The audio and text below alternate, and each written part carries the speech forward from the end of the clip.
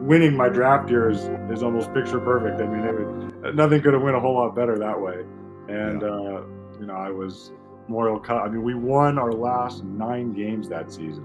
We the Western Conference Final. We went to Game 7 versus Tri City, and then we swept the final, swept the Memorial Cup. So we were playing well, and it was just, I mean, everything just fell right into place before that summer I got drafted to Calgary. So it was awesome. It was a lot of fun.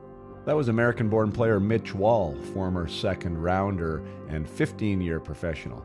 And you are listening to the Up My Hockey Podcast with Jason Podolak. Just watch me now.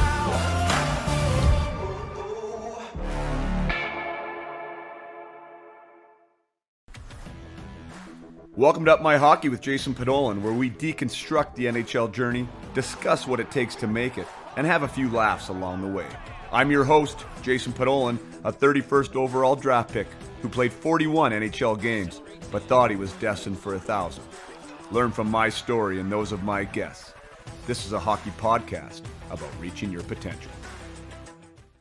Hey there, welcome back to the Up My Hockey Podcast with Jason Podolak.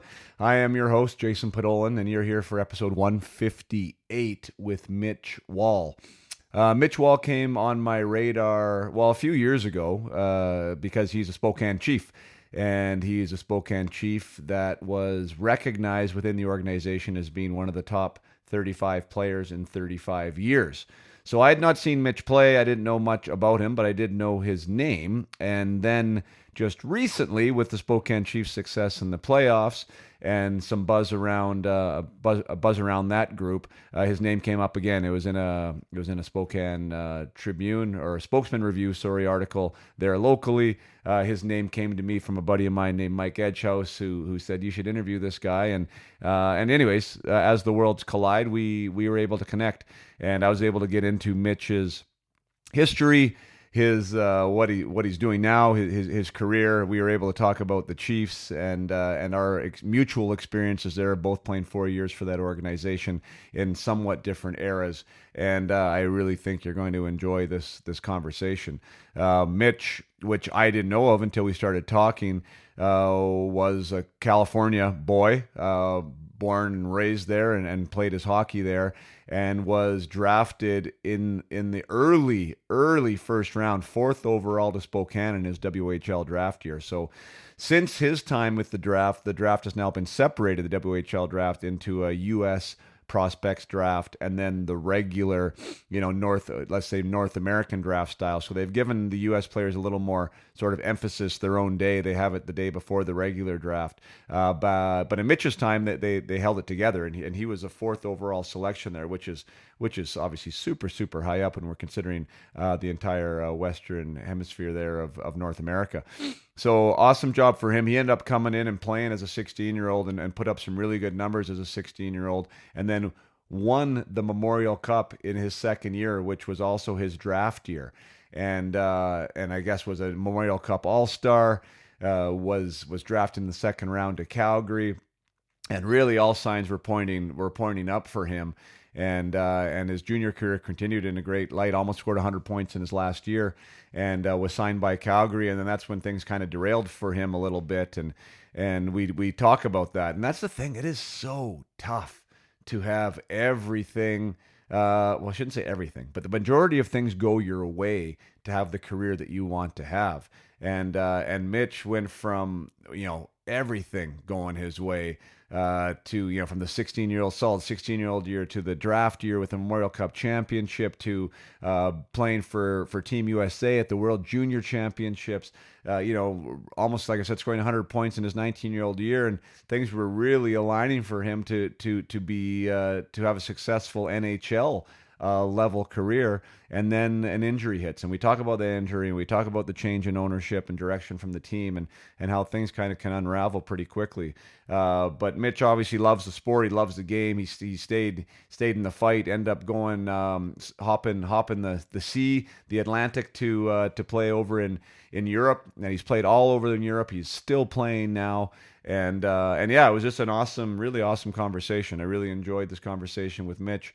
It's nice to hear an American's perspective on on his journey into the WHL and his time there in Spokane, and lots of good lessons from him for being as successful as he is in his pro career. It's no joke to play 15 years of hockey and have someone be willing to pay you to do that. So by no means has I should say, Mitch has a very respected career that he's created for himself, and kind of might be something new for some of us listeners there to listen about the options of overseas and what's available. I mean, I for one had no idea. Even at 25 when I went over what it was really all about. But there is a whole world of hockey over there, a whole world of life experiences, and a real nice paycheck too if you're ever good enough to make that happen for yourself. So definitely something to keep on your radar. But before we get into it, this episode is powered by BioSteel, the hydration choice trusted by pros and parents alike. And now it's even easier to grab. The new BioSteel variety pack is available at Costco, Canada. You get 24 bottles, 3 flavors, rainbow twist, blue raspberry, and black cherry, all with no sugar, no caffeine, and no junk. Just clean, effective hydration that works as hard as you two. Really happy to welcome BioSteel into the Up My Hockey community. They have wanted to be involved in the UMH 68 Invitational. They are going to be the hydration partner for that event and are really going to give a bunch of perks to the participants there. So awesome to align with a great company like BioSteel that's doing what they can for hockey players out there. So yes, by all means, if you are out and about, go pick up your BioSteel and see what they have with the new flavors. Now let's get into the conversation with Mitch Wahl. All right, here we are. Welcome to the program, Mitch Wahl. Thanks for having me, guys. Hey, really appreciate it. It's always nice to have a conversation with an ex-Spokane Chief, especially one that shares, as I'm looking at it right now, top 35 in 35 years. So awesome to see your name up there beside mine, and welcome to the program. Thank you. Yeah, it's a honor to be on that list and happy to be on it with you. Yeah, it's pretty cool. Spokane's done such a great job, really, over the years. I'm not familiar with the previous ownership group a ton, although I believe that when I got listed, but back when I was around, they didn't have a draft quite yet. So you got listed, and I think I was part of the old regime, and then because that happened at 13 years old, and then but the Bretts came in and purchased it, and it's just been nothing but professionalism, I think, ever since. So well, actually, maybe I'll just start with my scenario. We'll start with Spokane because that's where we both kind of essentially started our own careers and our own paths. I got to play in the Boone Street Barn, so that was probably nothing that you even saw pictures of. But boy, was that place a riot to play in. It was just crazy. And then my very last year, the year that we went to the WHL final, unfortunately came up short, but we were the number 1 ranked team in the CHL that year. That was the year we opened the new rink, which is now obviously an old rink, but still a gorgeous rink there in the WHL. So that kind of puts me in the timeline for you about when I played, and that was just a ton of fun. Did you play as a 16-year-old? I did, yeah. I mean, obviously it changed a little bit from when you were playing, but I had a draft, but I was 14 at the time, and then you don't play that first year. I went up for training camp and everything, got the experience and got to see Spokane, what it was all about. But obviously I'm an American, so it was a little different at the time because there wasn't a lot of Americans coming up to the Western League. It's much more common now, and it's I got a lot of some backlash for that, and my parents were kind of navigating it with me. And as a young kid, you're not I guess fully there to make decisions on your own at that point. So you take help from your parents as well. And but looking back on it, I have zero regrets, and for me it was the perfect decision. We committed to Spokane, and they drafted me in 2005, and then yes, I played as a 16-year-old, and luckily enough, I was able to play my whole junior career there when I win the championship, and it was some of the best memories of my hockey career, absolutely. And Tim Speltz was the GM there at the time. And obviously Bobby Bretts, he's still there and was when you were. And Chris Moulton was a part of their staff drafting me and scouting me and whatnot. So it was, but yeah, those are the best memories I could say of my hockey career in Spokane, because it was just such a good time of hockey for me. It was drafted to the NHL from there.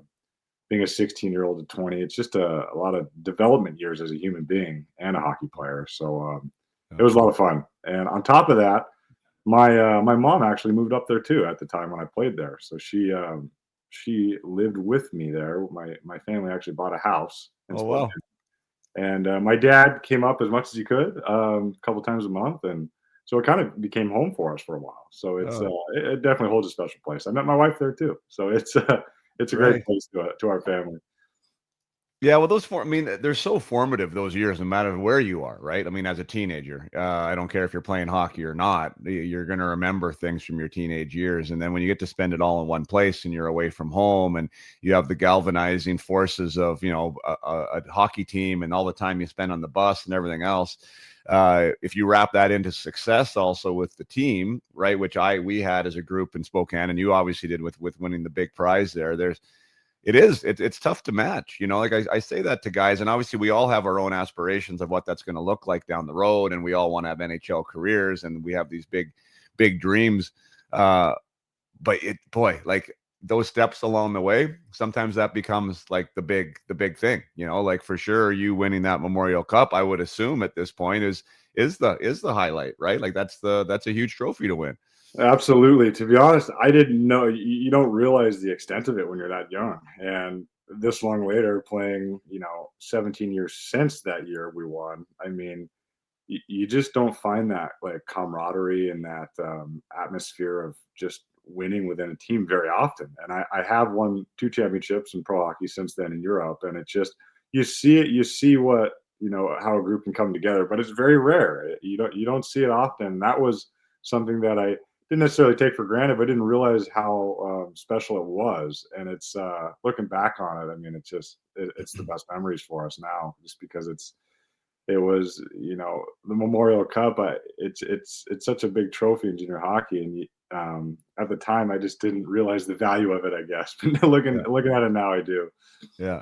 Well, maybe even a little bit less because, and coming out of the States, like you said, like it was a little bit foreign to you anyways. Mhm. Once you got there and once you arrived, I'm sure I mean, you understood the league and everything else. That was your second year there. But I could totally see how, myself included, you don't understand the magnitude of stuff, especially like from a young man's perspective, right? You're just along for the ride and we're Mhm. enjoying what we do. And then when you look back, it's like, holy smokes, like, we never won it, but we did get to the final the one year, like I said, and that was I mean, that's a huge thing. That's the thing I say to people all the time. Yes, like lifting the trophy is huge, but like what it takes to even get there, like the Edmonton Oilers last year losing in Game 7. They didn't win the Stanley Cup, but if that was as far as they went, like that's a huge accomplishment. And they would look back on that with like, wow, like what a great team, and and what we did everything but win, essentially, Yeah. and I had that a few times in my pro career. When I was in Bridgeport, we went to the AHL final there. When we were in Mannheim, win the DEL, we went to the final. I've been to the final a few times. I've never raised that trophy, but boy, they're special teams still, right? They're totally special teams, and it's fun to be a part of. Absolutely. Let's backtrack because the WHL just happened. WHL draft just happened again, and it's still a 14-year-old draft. It's still crazy, in my opinion, that the WHL has not changed that yet. But neither here nor there. It's 14 years old. So you got these kids that are finishing their U15 year, their second year bantams. They can't play till they're 16, but now there's all the hype and there's all the pressure and there's everything else that goes along with that. And the parents are stressing out about what team they're playing on and if they're in the right league and all the rest of that. And I think it's a lot on a 14-year-old. But let's just go to where you were and where you got drafted from and where you got drafted to. Like what you said, what round were you there the year you went? I was first round in Spokane. They took me fourth overall, and at the time, like I said, it was more uncommon for Americans. So they wanted to make sure I was fully committed to coming before they drafted me. So I was all in, and we had a handshake agreement, and they went forward with drafting me in the first round, and we went with it. And I mean, right from the start. I mean, I remember after the draft, I had my dad's phone was blowing up saying, "What are you guys doing? This and that." I'm like a kid from California, growing up playing all my youth hockey here until I was 15, and then at that point you're starting to look at maybe where what junior places I could go to. We were looking at the U.S. Development Program, and then college teams start. I mean, poke around a little bit at that age. So Yeah. there was a lot going on, and we just shut the door on it all from a young age. So it was kind of a shock. But I mean, for me, it worked out great. What drew you there, though? Sorry to cut you off, but so what drew you there as an American kid? Like, was it the recruiting aspect of what Spokane made you feel comfortable? Or I wasn't necessarily a big school kid. I wanted to play pro hockey, and that's what at the time with just meeting with teams and just getting more education about the just major junior. I just felt like the best route to go for me at the time, and just meeting with Spokane, we just had really good conversations, and it felt good. One thing I did want to do, I wanted to stay in the States. That was important to me at the time, just because, and for my family too. I was just to send their kid up to Canada. It just seemed like a lot, and so we kind of committed to an American team was kind of what we wanted, and it worked out that way, and it stayed that way until I was 20 or 19. Yeah. So it was. So fourth overall, holy smokes! So what youth program were you playing with down in California? I played majority of my youth with the California Wave, and that was a powerhouse back then. We went up and played in the Kamloops tournament, Medicine Hat. We won both of those, and then my last year of minor hockey, I played for the Los Angeles Junior Kings for Nelson Emerson. Yep. And I played U18 there before I went up to Spokane at 16. But yeah, the California Wave, it's a little bit, it's not necessarily the program I would say that it was back then now. But Jack Bocus was a big part of that club, Jeff Turcotte, and there were kind of some staples down here in this area of Southern California when I was growing up. And they built a really good program in the 88 year, 89 and the 90s. All three of those years were really good clubs for years. So it was a good group. Oh, cool. Any notable names from that team that was winning tournaments up in Canada? Man, from the not a whole. Like some kids played college hockey, and a little bit of pro. Matt Leitner, he played college hockey and some pro. Troy Power, our goaltender, played at Yale. Nick Marisic. Colin Redden played in the Western League, actually. Played in Portland.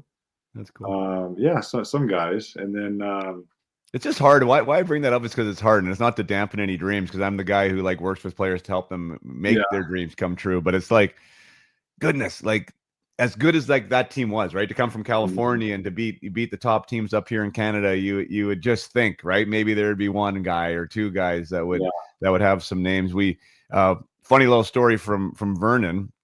So my town is at the time when we were growing up, 30,000 maybe people, 35,000. Yeah. And I left relatively early, but the last year that I was here, which was my major peewee year, we went on and we won the provincials, and that's as far as you can go at that age, right? So we ended up being the best team in the province.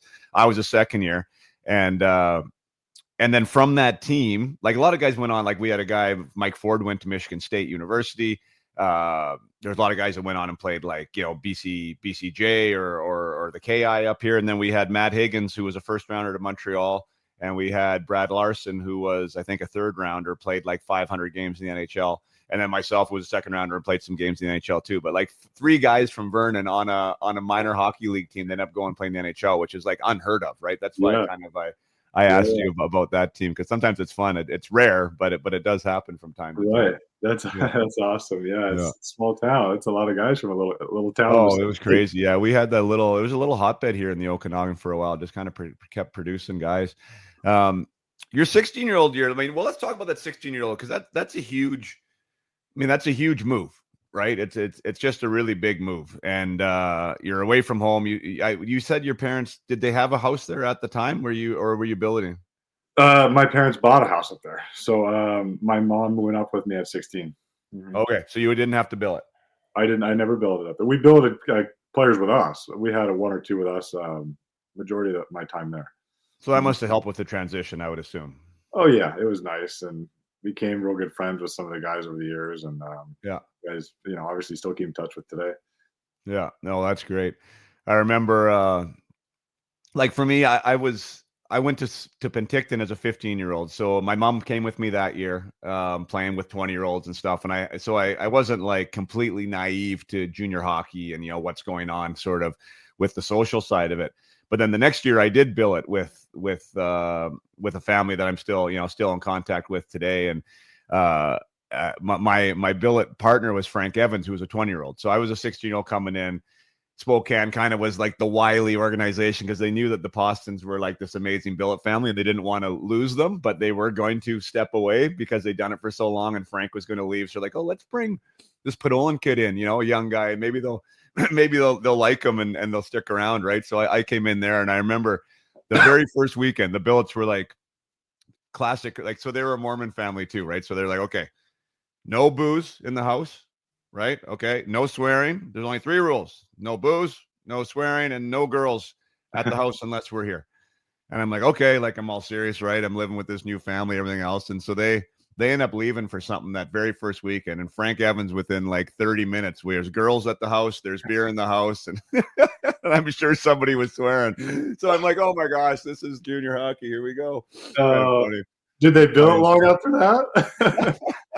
Did they continue to bill it after that long? Yeah, they did. Well, I guess it wasn't unnormal for Frank or whatever. But yeah, so they came back and there was no sign of anything. And I ended up staying with them for the 4 years I was there with the Postons. Like I said, they're fantastic people. And those connections are something that you don't forget about either, when you're in that spot. Yeah. But the 16-year-old, as a 16-year-old, let's get back to that. Like as WHL, as a 16-year-old is not an easy league.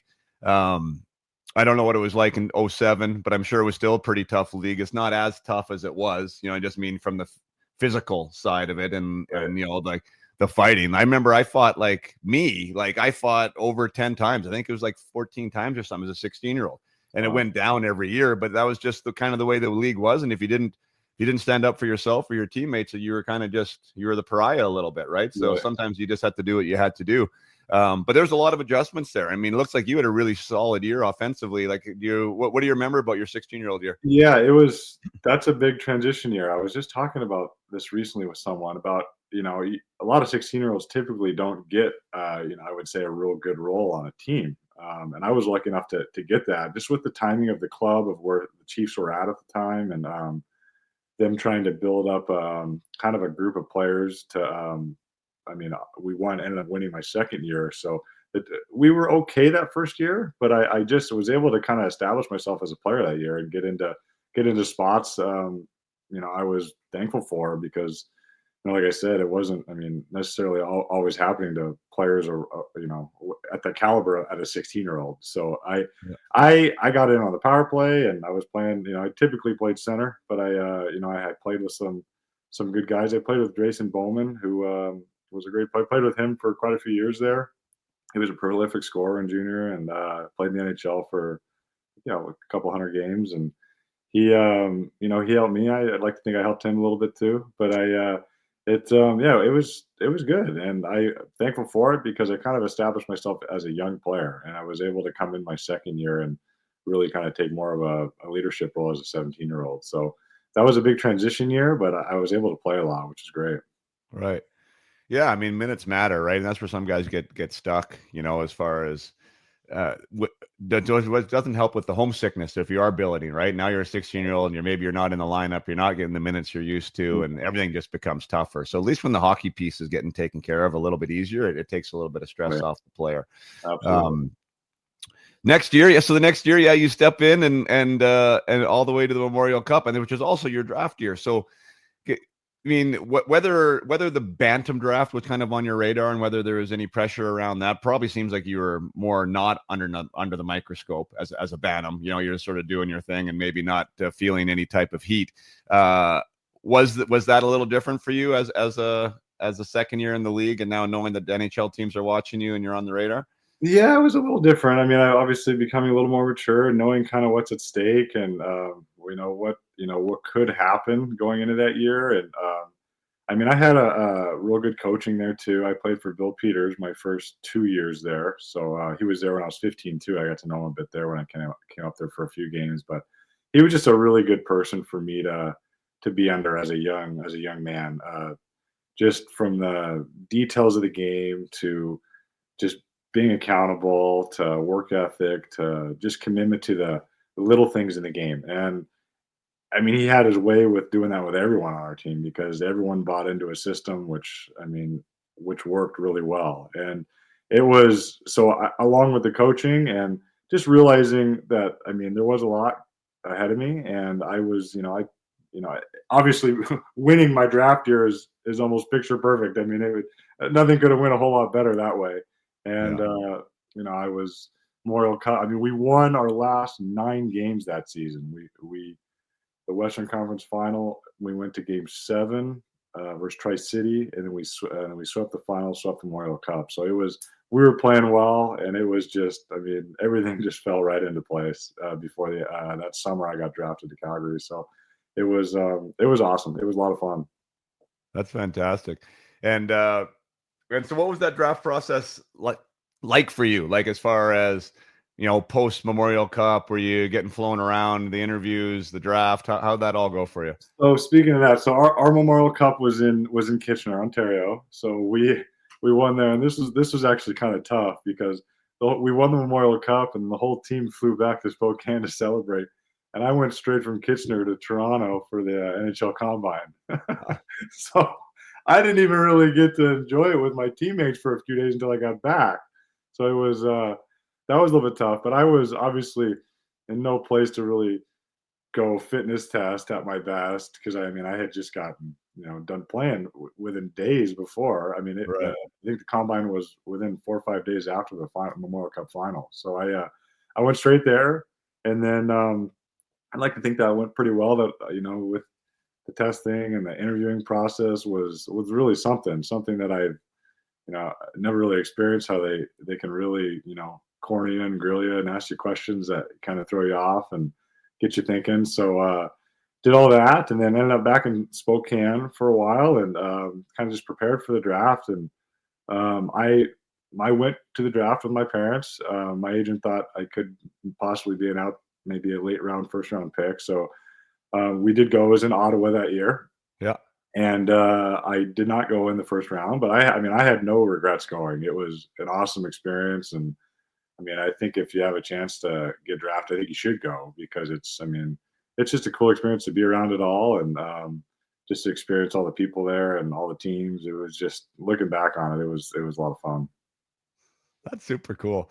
So what was the expectation, your personal expectation? It sounds like, about the draft, because I've heard a few stories on here, mine included, where you expect one thing and another thing happens, and it can be not the best day, Mm-hmm. and whether that means 10 picks or whether that means 5 rounds of expectation, I mean, it does matter. So being there and maybe thinking outside chance first round, you end up going in the second round. I think, what did you go, 48.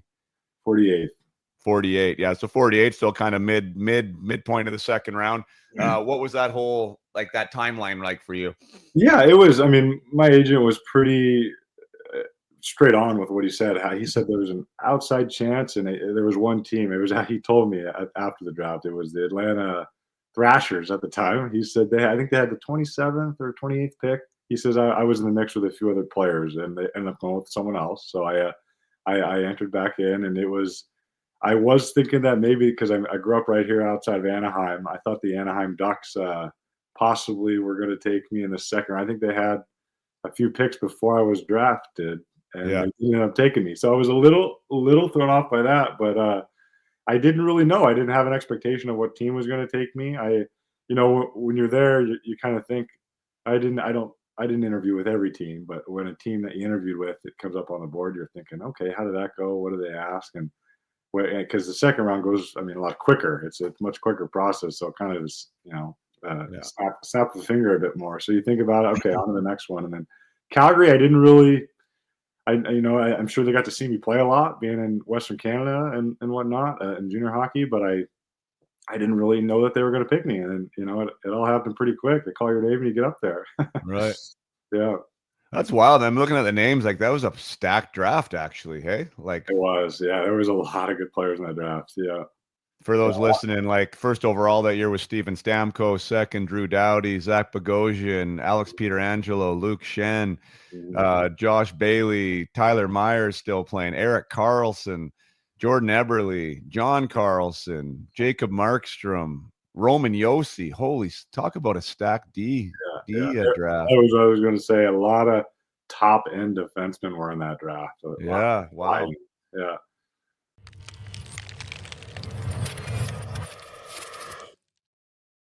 Going to take a break in the action here, and this break is sponsored by Elite Prospects, the gateway to hockey. Online since 1999, EliteProspects.com is the #1 statistical hockey resource, serving over 1 million unique visitors weekly. It offers the most informative hockey player database on the web and has the most reliable transaction tracker available. For youth hockey players, EP is your very own online showcase to highlight your achievements and help secure future playing opportunities. Coaches, scouts, and schools at every level of the game consider Elite Prospects their one-stop shop to discover future stars. Hockey fan crazy about the NHL, the draft, and your team's top prospects? There's no better source than EP Rinkside, providing insights and analysis on players worldwide through written features, video breakdowns, interviews, and more. Head to EliteProspects.com now and experience your gateway to hockey. Another exciting partner here is Elite Prospects. Obviously, just read their ad there. They are also joining UMH 68 in the fashion they talked about there for youth hockey players, and as EP is being their online showcase.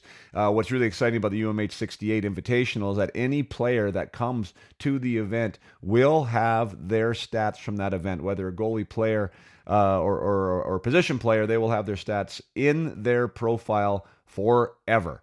So it ranks you in the Elite Prospects world. Your stats will be tracked there. The historic stats of the event will be tracked there. If you happen to win a UMH All-Star Award, which is given out to the top 3 forwards, 2 defensemen, and 1 goalie of the tournament, that will be recognized as a recognition through Elite Prospects. There's a lot of fun stuff happening there for the players at the UMH 68 Invitational through Elite Prospects. So I'm really proud that Elite is recognizing, or EP is recognizing the UMH 68 as a premier hockey event and something that they want to get behind and follow, because they obviously don't do that for the vast majority of tournaments out there. So really happy to align with Elite Prospects, and yeah, get in there and then get your profile verified, or even get the premium account, which really sets you up to manage what you look like to the hockey world. So let's get back to the conversation with Mitch Wahl.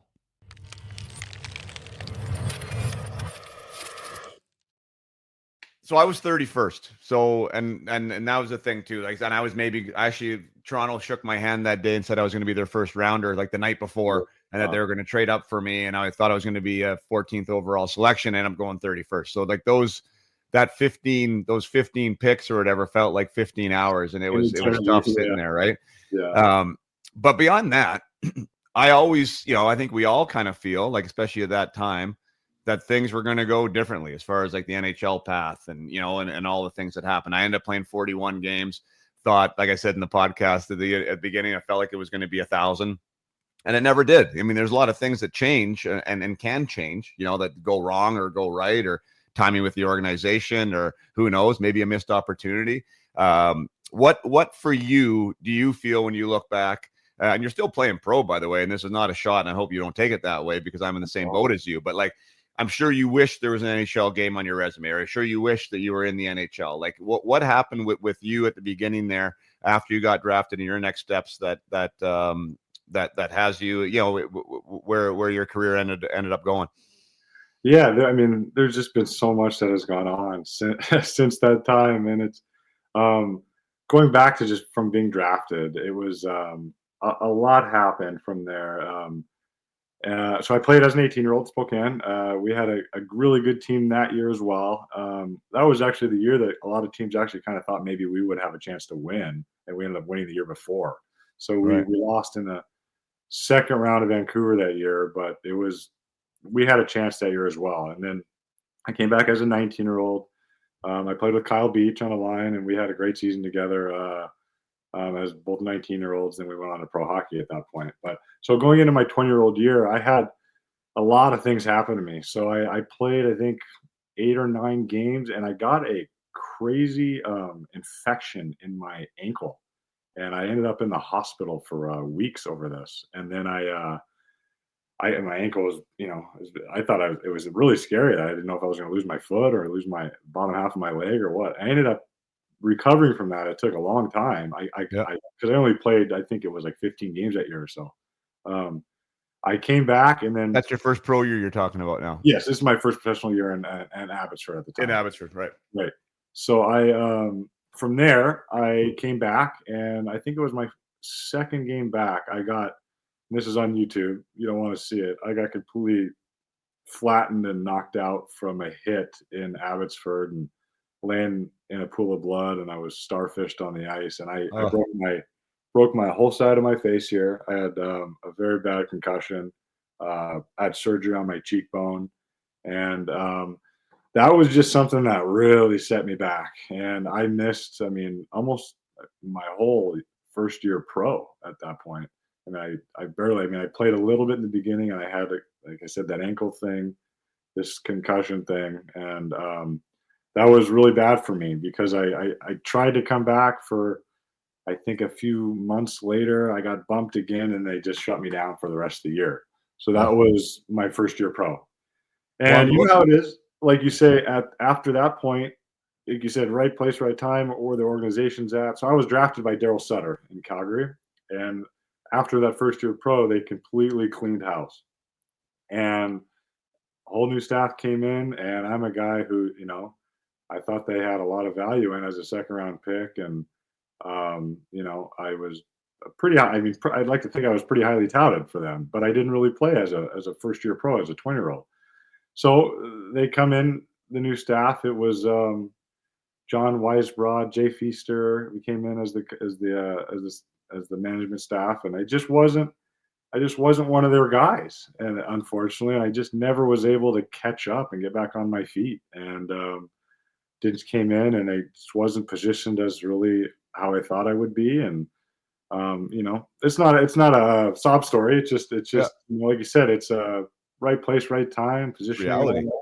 Yeah, it was just the reality of it. And so I didn't get to play. A little bit in Abbotsford my second year, and then kind of at that point I was actually loaned, so I wasn't traded. And I don't know if a lot of people know exactly how that works. My second year I was loaned to the Hamilton Bulldogs, but I was still a property of the Calgary Flames, but I was playing for the Montreal Canadiens' American Hockey League team. And at the time, I thought it was going to be great for me. I was going to get an opportunity to play. Hamilton, I think, was in the bottom of the league when I went there. But looking at it from their perspective, I was just kind of another guy to just fill in if they needed me. Because they didn't have any ties to me, no investment in me, and I wasn't a draft pick. They didn't give me any, signing bonus money, so they were going to play their guys over me no matter what. Because they invested in draft picks, signing bonuses, or paying guys. So why would they play a Calgary prospect instead of their own guys? So it made sense. So I went there, and I'm pretty much burned 2 years. So, and then you have 1 year left, and it just, at that point, I was kind of just pushed out. Calgary didn't invite me to their summer camp that year. And then, it just went went like this, from kind of on a high to a fast down. And welcome to pro hockey, right? Yeah, so that was my introduction. And then they finally traded me at the very end of my third year to the Philadelphia Flyers, and I played just for a quick minute in where was it at the time? It was Adirondack. That's where their American League team was, and we were a last place team in the league, I think. So it was rough.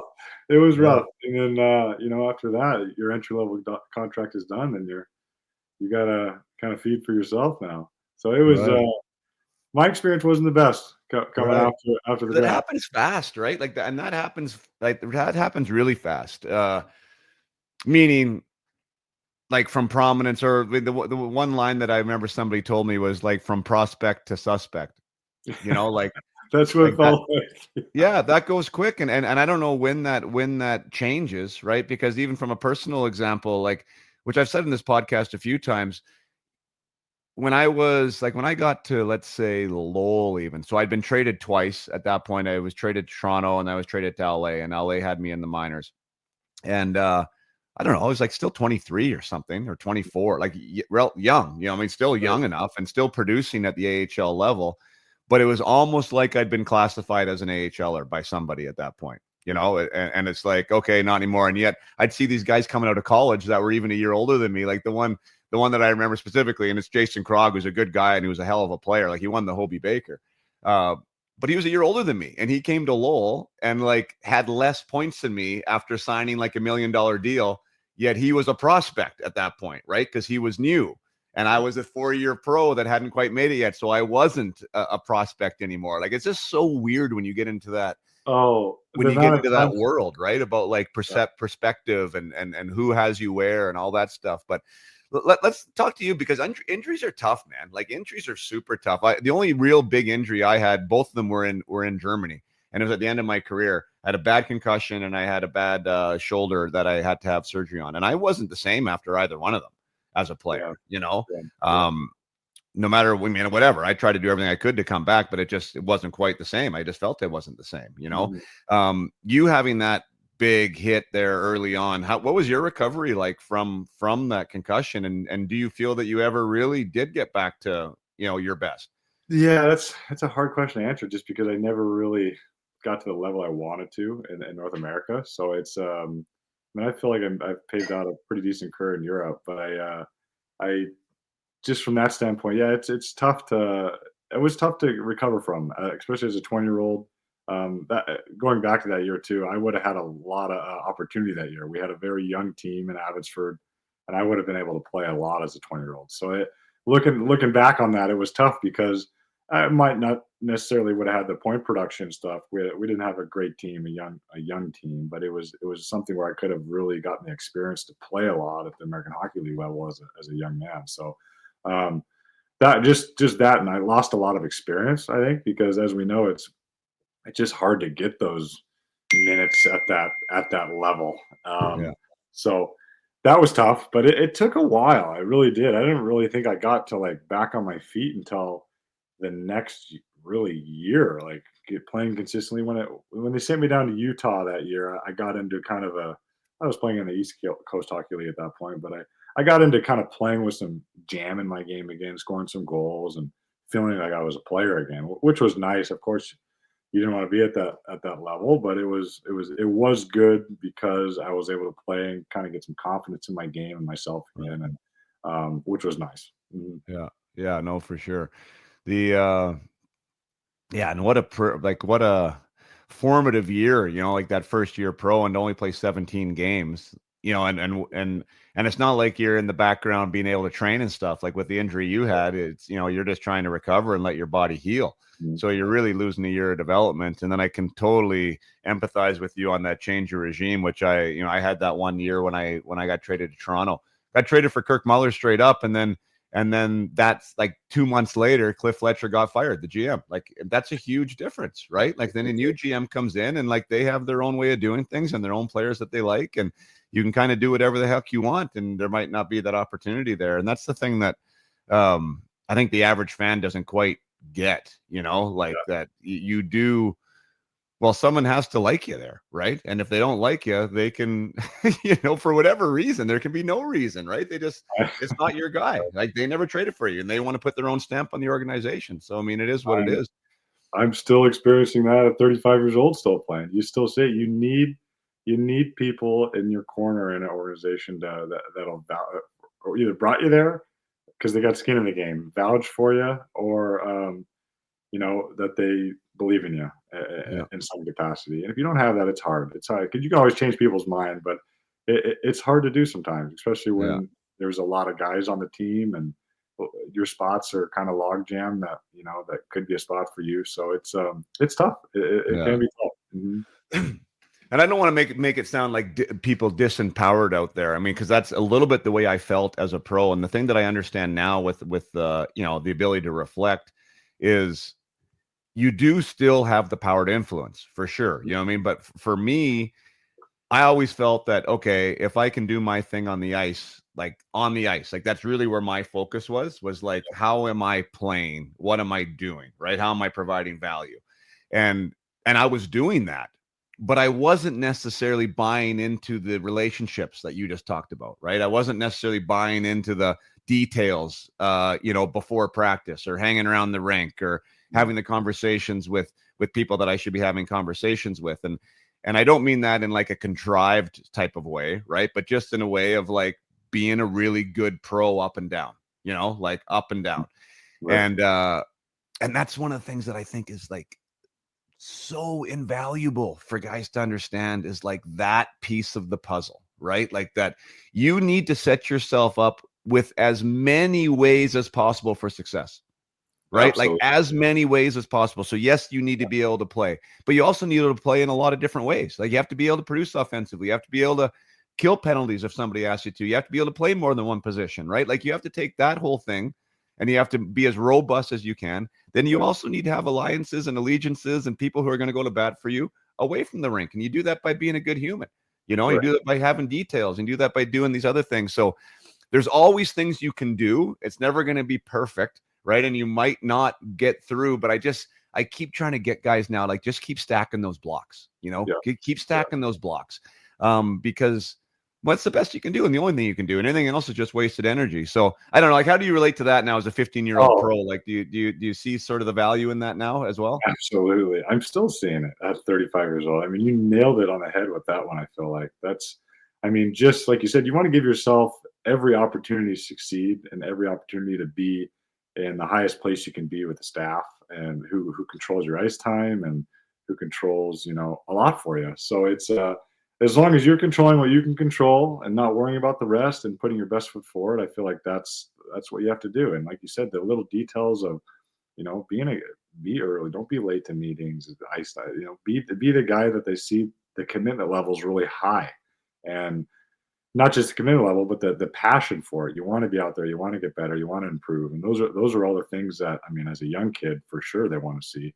But at the pro level, that's just you're doing everything you can to position yourself at the highest point possible.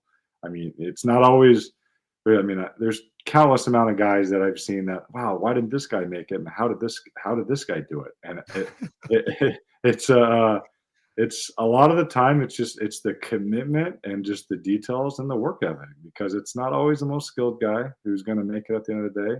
It's who doesn't have the best shot, it might not have the best skating ability, but IQ, but it's the guy who will commit to what he needs to do to get to the highest point and the highest level he can as a player. So, No, I like that. that's a good point. I like what you said there. Yeah. It's the one thing when I'm working with players now, and for players out there listening, like this, again, this is not contrived. It has to be authentic. And that's why I try and teach from like the bottom up, like why, like this is an action to do, but this is why you're doing it. And the thing is like, and I take this from my personal standpoint, like I really operated as like a solo entity, right? Like meaning I would definitely work out and I worked my ass off, but I wouldn't really include people in that journey, if that makes sense. Like I had my people that I worked out with, but I was the lone wolf. I kind of always have been, even, that's just sort of the way I operated. And I say now, like having the conversations with the coach and seeing, where you're at with them, how are you helping the team? How are you not helping the team? Being able to share what you actually want, like being brave and vulnerable enough to say, like, this is my goal, right? Like I want to be whatever. What do I want to be? I want to help this team win 50 games this year. And I want to be a first team all-star. That's what I think I can do this year. What do I got to do do that? Go to your training staff and saying that, hey, this is like, where do I need to get better? How do I get my acceleration up so I can be a more multidimensional player? Like when you get that type of an inner circle, right? Like an inner circle of people that you're including in your journey that understand what you want. They want to support you in getting that. And like, to your point, you're dedicated and committed. Like you're not just, it's not fluff. You're not asking the questions, just ask the questions, but you're actually going to double down and do the things. Now you've like built this support team that is really invested in you being amazing. And that's what you want to be. Yeah. Right. And that's a huge difference there, because now that guy is watching for your success. The coach is, oh, where's his improvements being made? Right. Oh, maybe I'm going to give him this opportunity here. So I just think like that stacks the deck a little bit more positively for you. Right. Like when you bring good people in, and the good people can be people within your organization. They can also be people elsewhere, but it is definitely takes a village, I think, to do it right. Not the lone wolf mentality. I agree. Yeah, I agree fully. It's the more people that are helping you and in your corner, I just see the more value in it. Yeah, more value and find good people. Trust good people, but listen and be curious about your own development. What would you call when I'm working with players? I call it their personal operating manual, right? Like, because we're all different, like how does Mitch play his best, consistently? What have you found out about yourself over the years that maybe is a little bit, I don't know, it doesn't have to be individual to you, but like, do you think that there's anything about your preparation or your training in the off season or even your approach to games that you find unique to yourself? I think about it. I just feel that like when you know that you put in the work, it brings a confidence to you. It brings more confidence knowing that you're prepared to play and that you're ready to be at the level you need to be at training camp and just for the season. That just brings a level of confidence mentally, and that changes your whole thinking about yourself. You have you're ridding of self doubt and anxiety and worries and fitness testing. That's always something that I've always a lot of players dread every year, just because it's like you want to do the best you can. But if I've never really tested well on the bikes and things like that, those are things that like you just if you can feel good about those things, it doesn't have to creep. There's nothing that can creep into your head that you're making yourself, oh, I wasn't ready for this or ready for that. And at the end of the day, it's what you can do on the ice, and I understand that. I've tried to tell people that too, but it's just to be ready to play. And for me, when I'm at my best, I feel like I'm just on the ice. I feel like I'm playing with just some jam in my game, a little edge to me, even though that I see myself as more of a offensive player. But over the years, I've had to adapt in a little bit different roles, especially this past couple of years. And being able to be versatile, not just a one-trick pony, and be able to, I was never really a penalty kill player when I was younger. I've kind of become one now. So it's and it's maybe helped me prolong a little bit too. So it's stuff like that, just being able to adapt along the way if you want to, stay in the game and be in the game.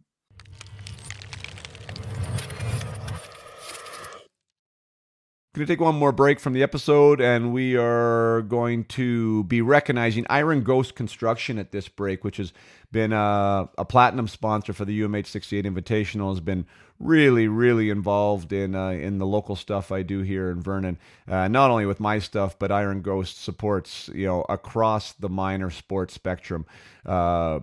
McKechnie is been really, really generous with his time and with the funding for these different programs. He really likes to give back to youth sports, and I couldn't be happier to be involved with him and to get his great company out there, and hopefully this drops on some ears for somebody who's a decision maker out there in the construction world. Iron Ghost Construction is recognized as a top contractor in multiple industries such as oil and gas, forestry, and agriculture. From building turnkey production facilities that produce canola oil, biodiesel, condensate, and oil, to keeping up with industry changes in forestry where new technology and equipment are replacing that of the past. Iron Ghost specializes in the main structures, with a large employment of iron workers, crane operators, and millwrights. Iron Ghost has successfully completed projects in BC, Alberta, and Saskatchewan. So if that is the world you live in, I know a lot of hockey players and a lot of hockey enthusiasts are involved in that world. Iron Ghost Construction, have it on your radar. Make sure they get a bid out if you have a big job coming up, and I know that they will serve you well. I know they've done a great job with the projects that I've heard about, and again, if you can support somebody who supports youth sports, I think that we should make that choice and invest wisely. So let's get back to the conversation with Mitch Wahl.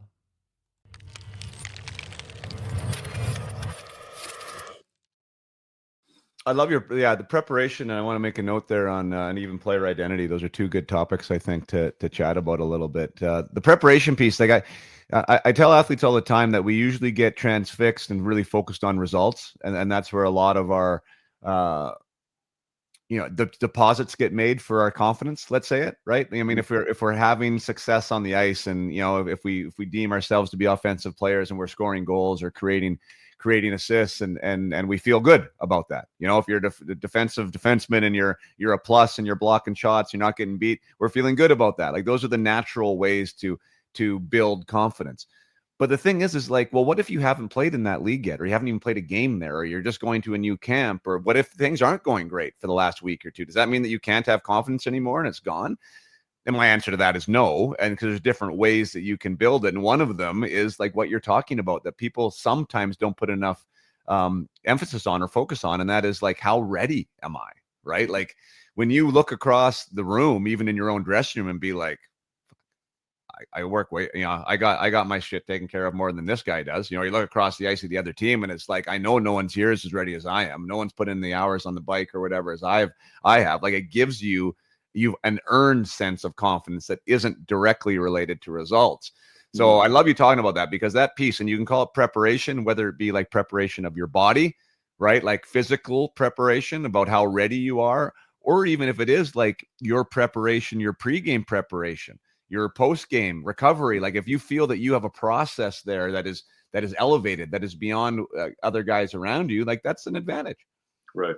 I like what you said about deposits, like doing little things just to make deposits, just to know that those add up over time.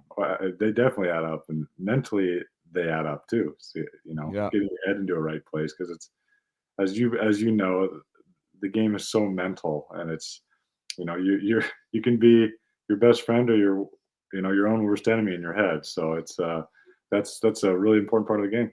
Yeah. Yeah, Danny Briere comes back to mind. He's a longtime NHL. I'm sure you remember that name. He's Oh GM yeah, of the Philadelphia Flyers now. Yeah, he was one of my first podcast guests, actually, and I remember him specifically saying, like, 'cause he was a smaller guy, like, I don't know, 5'8", 5'9" kind of size, and that was back in the early '90s when the league was huge. And he said that that turned out to be for him like his real, like his cloak of armor, kind of, right? That he ended up getting, like, his mental routine and his physical routine got to such a standard that he felt that there was nobody on the ice that was as prepared as he was. Yeah, And because he felt that on the ice, like now his size wasn't a factor anymore, right? Like he was more ready, he was more prepared. And he said that was a huge competitive advantage for him or not. Like, and whether it even whether the reality of that was true, it didn't matter, right? Because for him it was true. Right. Exactly. Yeah. If it's in his mind, that's all that matters at the end of the day for him. Yeah, and you have to build that belief in yourself, like that, and that's where it all comes from, right? That personal belief. And if you've done things for yourself, that when you look in the mirror and you feel that way, that gives you the swagger, right, to go out there and to do the things. So yeah, no, I think that there's real value to that, and you only really learn that.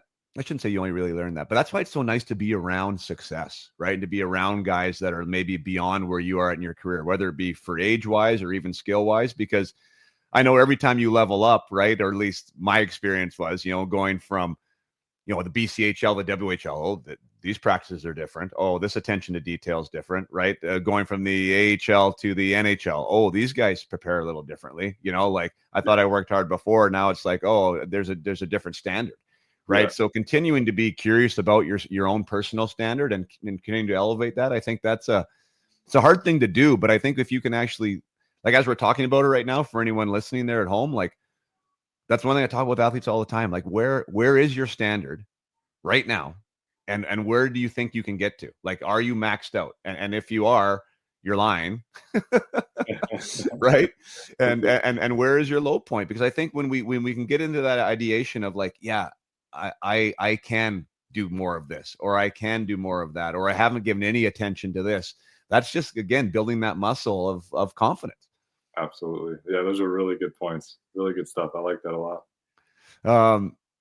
What was the other? So you were talking about the preparation aspect, and there's the other piece that I wanted to swing back on. Do you remember what that was?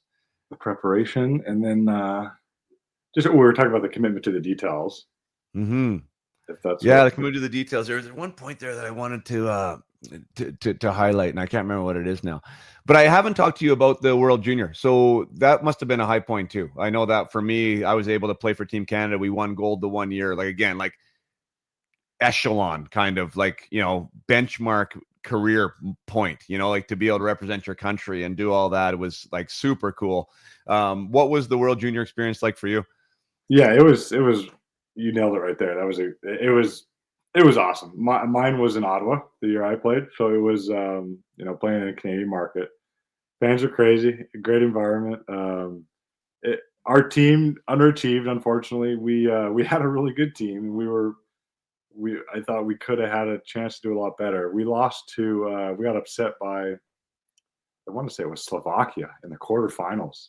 It wasn't expected by any means. So it was Right. so I think we ended up finishing, I believe, fifth. But it was a great experience. I mean, obviously to put the U.S. sweater on.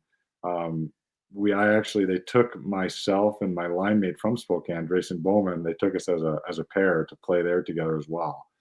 And then so we had a good team. I mean, you look at that roster. There's a lot of NHLers on that roster, but it was it was, I mean, obviously would have liked to do better, but it was just an honor to wear the jersey. So it was great to be selected. I played at 18 actually, and they didn't take me as a returning player at 19, which was it was a big surprise, and I was a disappointment for sure. But I was thankful to play at least the 1 year.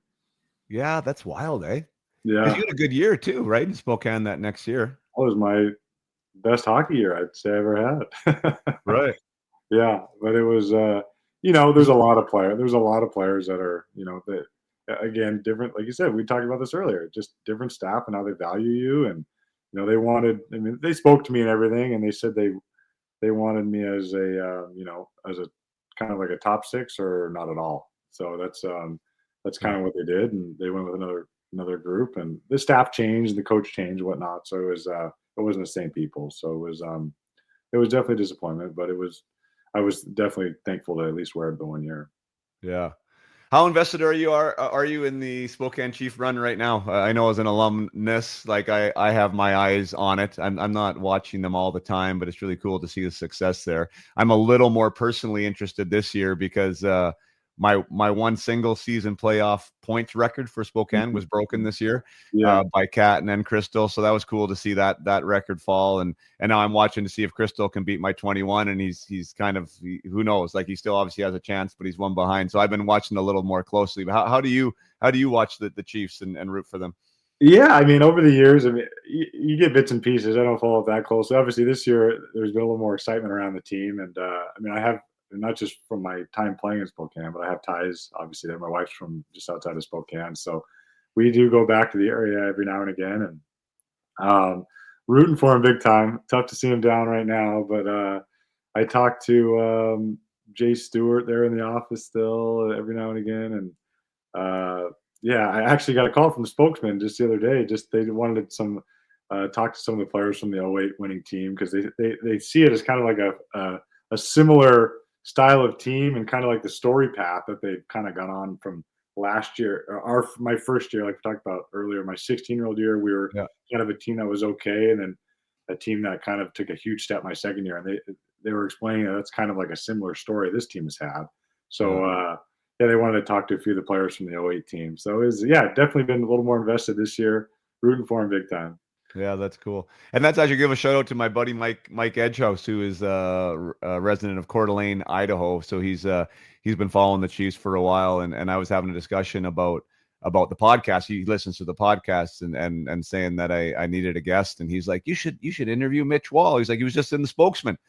Talking about his '08 run. And I'm like, you know what? I should, because I think he just followed me on Instagram. So I'll reach out to him. So that's Nice. kind of wild the way that whole thing all works. And here we are now Yeah, chatting. So no, it's yeah, great Spokesman stuff. was great. I mean, I'm glad to see they're still there. They do a good job covering that team, and They do. and it's They do. it's fun to watch their success. Hopefully, they can get it going here. But that Medicine Hat team looks deep and looks tough to beat. Yeah, and what I've noticed, they haven't even had McKenna in the lineup the last couple of games. Yeah, So wow, yeah.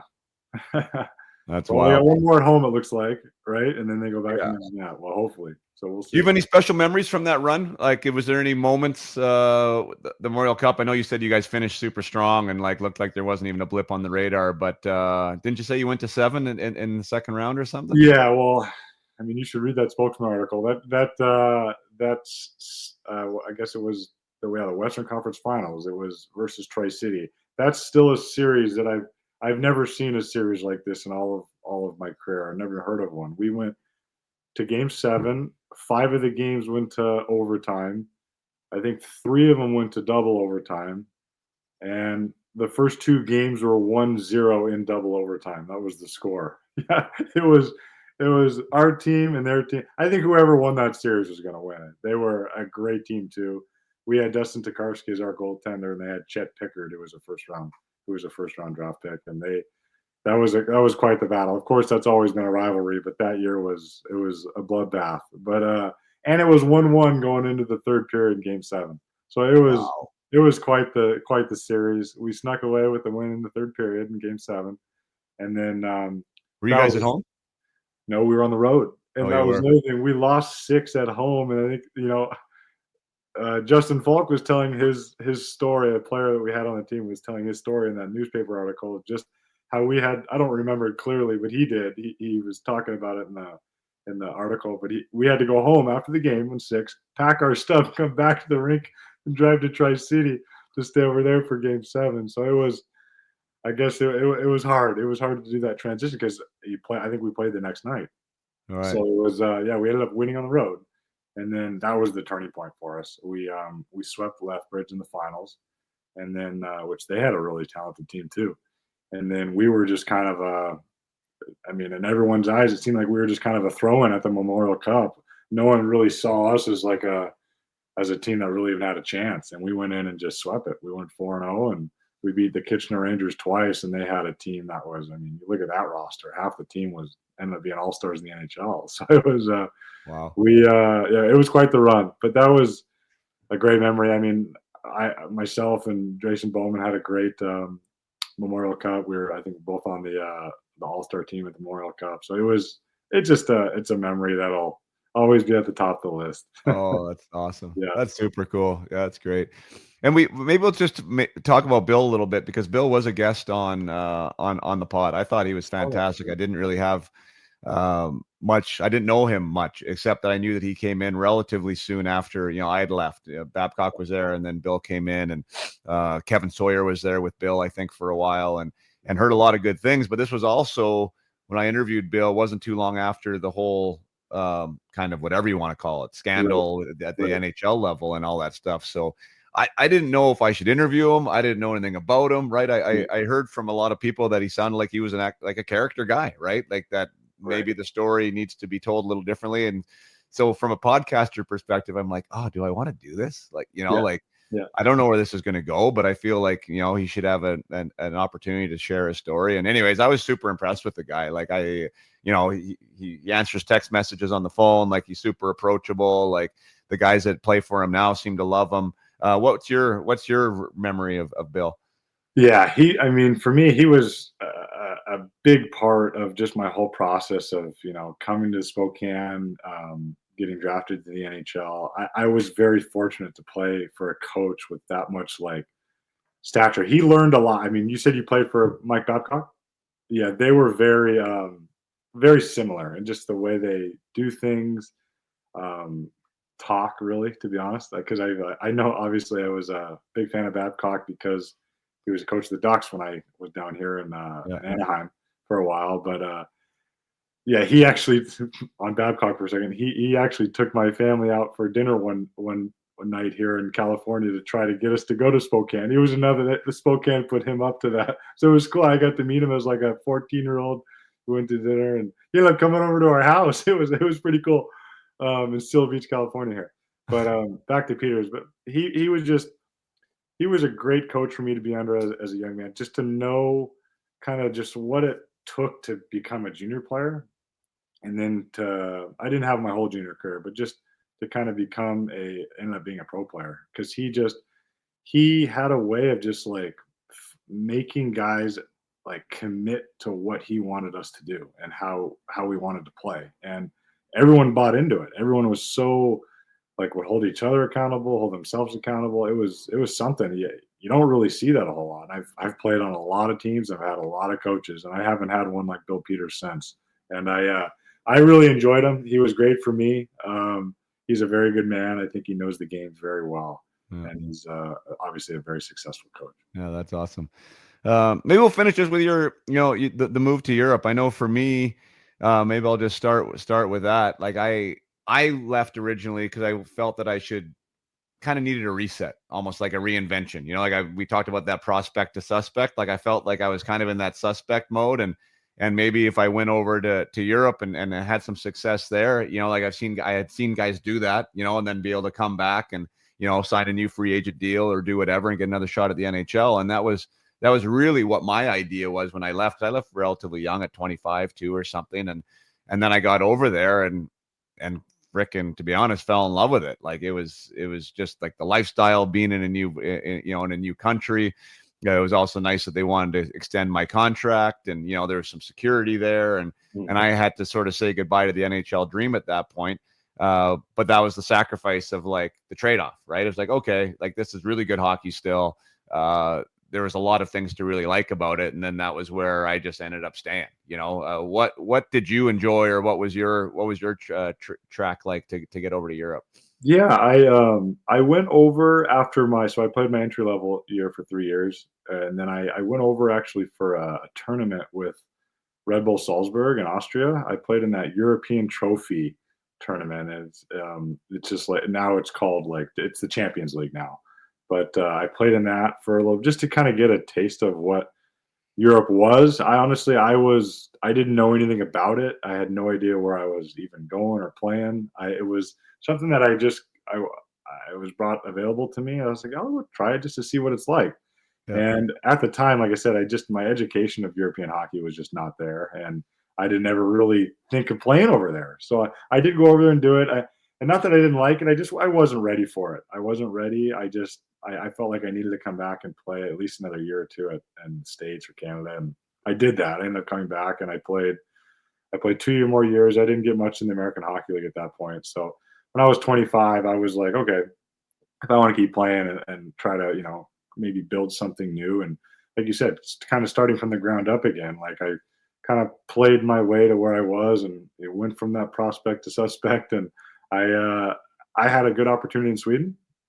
I went to the Allsvenskan Hockey League, which is a very good hockey league in Europe. It was a great starting point, and I led the league in goals. So it was a great starting point for me. I played in a little town called Oskarshamn, Sweden, and I've been a journeyman. If you look at my resume, I've been all over the place over there. I've played in Sweden, Finland, back to Sweden, Austria for a couple of years, Slovakia, and I've been in Germany for 5-6 years now. So I've been around. So I've got to see a lot. And looking back on it, I'm really thankful because I've got to see so much, experience a lot, see a lot of different levels of hockey. And like you said, people really don't understand until they get over here or over there, I should say, of how good the actual hockey is over there and how talented. I mean, like you said, in Germany, you're playing in Adler Mannheim. That's a big time club. It's like this is their NHL. Like this is their highest level of hockey. So, I mean, it's from that standpoint, it's awesome. The fans, just the life experience you get with it, and sometimes you get obviously the league breaks. And my wife and I have traveled all over Europe, and we wouldn't have ever been able to do anything like that, or see the places we've seen if we were full-time residents in the States. So we're thankful for it, and it's been a great time of life of the past 10 years, and I'm getting close to the end. I realize that, and so we're enjoying every minute of it while we have it. Good for you. Yeah, I agree. Like it turns out to be like almost like, I don't know, like a lifestyle career in some ways, like there wasn't the pressure. Like you still handled it like a pro, but it wasn't the same as playing in like the grind of the AHL or the up and down. Like I couldn't be traded in Germany, which was something that I was becoming much more, too comfortable with at the North American level. Right. So like that security was nice. Like I said, the league breaks was nice. The only 2 games every week was like crazy nice. Mm-hmm. The lack of like having to pay bills and set that up was nice. Like there was so many things that were cool. Proximity to all these new countries and the way you traveled around. And hockey was, super grateful to hockey. Like it turned out to be a vehicle for, like a world tour almost, right? I ended up was able to play in Japan too for a hot minute. Like that was a really neat experience. Yeah, hockey for all you guys out there. Of course the NHL is the dream for everyone that's playing, but there's so many avenues that you never know where this great game can take you, and just keep playing hard, and maybe you can be a 15-year-old pro one day too, like Mr. Mitch Wahl here. So I think that's great. I know you got to run, and I do too, but really thank you for coming on so quickly, Mitch, and sharing your story. And I love it. And I think maybe the moral is do as much as we can, like, to help ourselves with what we got. But I know the less we can look back with regret, the better. And that's really where I want to set guys up. And sometimes it just doesn't work out. And as long as you look in the mirror and say, hey, I did my part, that's all we can do sometimes, right? That's all you can do. And yeah, thanks for having me on. Great connecting with you and getting to know you a bit. And I look forward to connecting with you more. But yeah, happy to see you going to the academy too, working with the guys in Coeur d'Alene. And yeah, we'll be staying in touch for sure. Yeah, we didn't have a chance to chat about that, but yeah, Mitch, I'll just say briefly, what was with CDA, Coeur d'Alene Hockey Academy, which is where my family and I are going to go here for the upcoming 25-26 season. And Mitch got the itch and got the phone call to come back and play. So he ended up leaving CDA a little bit earlier there instead of being the head coach. But maybe one day our paths will cross again down there. I know they got a great thing going. I'm happy to be a part of it too. So yeah, definitely. Good people Big there. Shout out to the Sean Lutine, Jeremy Milmock. They're great people. Freddie there. It's a great spot to be for players. And I mean, you have the what do you have? You have the training facility. You got a 30-second walk to the ice sheet. So I mean, the school right there too. I mean, you got everything you need within about 100 steps. So it's a pretty cool setup there and great people running it. It's so fantastic. Yeah. Awesome, man. Well, you have a great day. Enjoy California. I wish you the best of luck here this coming season, whatever you decide to do. And yeah, we'll stay in touch. Sounds good, man. Thanks a lot. Take care.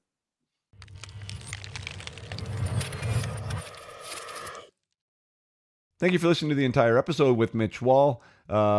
Mitch, really enjoyed the conversation. It was awesome to meet and kind of just get things rolling right away. Mitch was really, what's the right word? Easy to get a hold of. Some guys aren't. Some guys are, there's always something going on. There's always this, there's always that. I get it. Life is busy, and no disrespect to those guys, but it's really nice, a breath of fresh air when someone like Mitch rolls in, says, hey, I'd love to do it. Let's get it done. Boom. 24 hours later, we have a call scheduled and we get it done. So that was great. Mitch, really appreciate it. A lot to offer the listeners. And yeah, man, it's just, I think that, Mitch and I have a lot of common. Obviously, I think, we both had successful careers, really successful careers that we're proud of.